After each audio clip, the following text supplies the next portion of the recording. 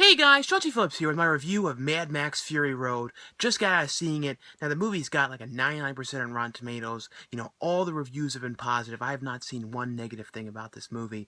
And sometimes, when you see a movie like that on Rotten Tomatoes, especially sometimes I agree with the rating, and sometimes I'm like, what did everyone see in that? Why did they love that?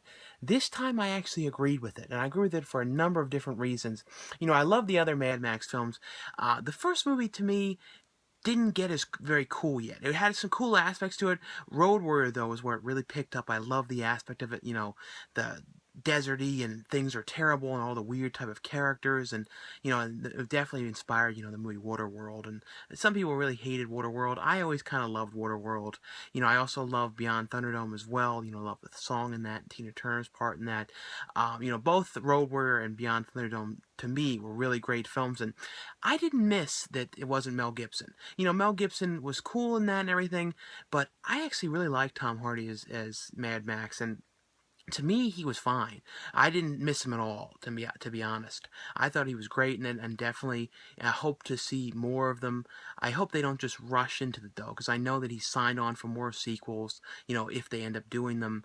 Hopefully, if they do them, they kind of split them up and wait a little while and don't just rush right into them, because, it's been, 25 years or so since the last film, Beyond Thunderdome. Has been years.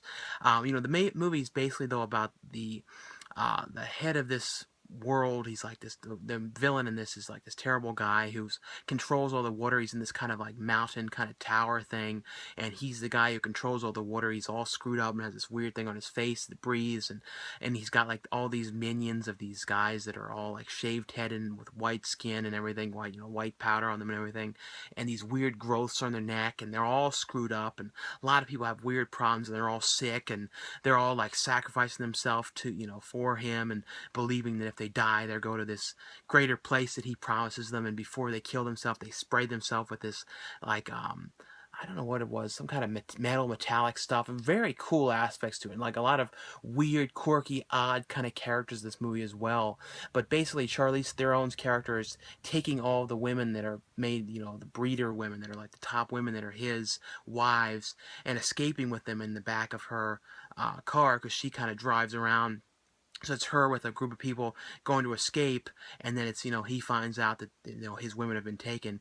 He goes after them. So the movie's basically, though, about the whole movie about them trying to get away, and, Mad Max's character is with the group of people that, he's tied to the front of the truck, because he was kidnapped and, taken in at the beginning of the movie. It's hard to explain some of it, but he's taken in by the group of these like weird, the minions of that guy, and they're after the women trying to get them, Charlize Theron and then the brides, and of course, he gets out, and then it's kind of the mission with him, with Charlize Theron's character, and trying to get them to safety and figure out where they're going to go, and there's all these different people coming from different directions, weird kind of people like the gas kind of characters, and all these kind of different characters coming after them.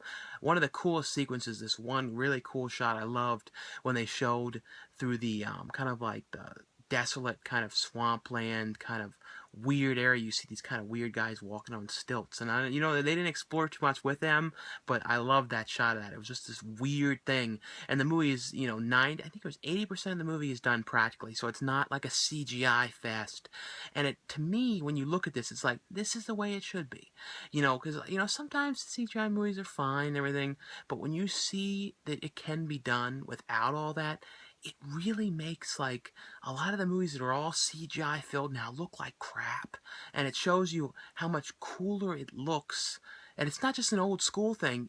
You don't need it, to be honest. You really don't need all that CGI crap. When you see how it looks without it, it's like, it's really amazing, and it can be done. I mean, it costs. Sometimes they say, oh, it costs more, but not always. And when people compare this, I feel like this is going to bring back some more practical stuff. Just seeing how much cooler it is, and seeing how well this is, getting with the reviews and everything. And it also wasn't cut and edited like a lot of modern movies. It wasn't super fast shots. It wasn't really shaky all over the place shots. It wasn't like weird. If they cut to a stunt, it wasn't like a GoPro kind of crappier camera.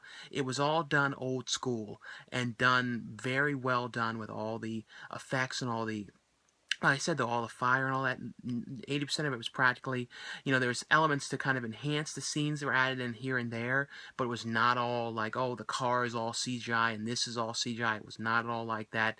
I would definitely love to hear what you guys think of the movie. I really liked it. I would definitely say that it's worth checking out.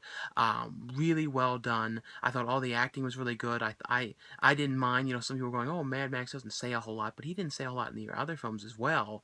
So to me, that doesn't bother me at all. I thought Charlize Theron was really good. I thought everyone was really good in this movie.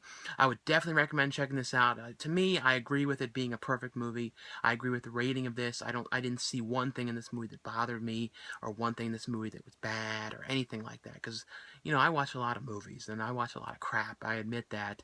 And this was not that. There was nothing in this that was bad whatsoever.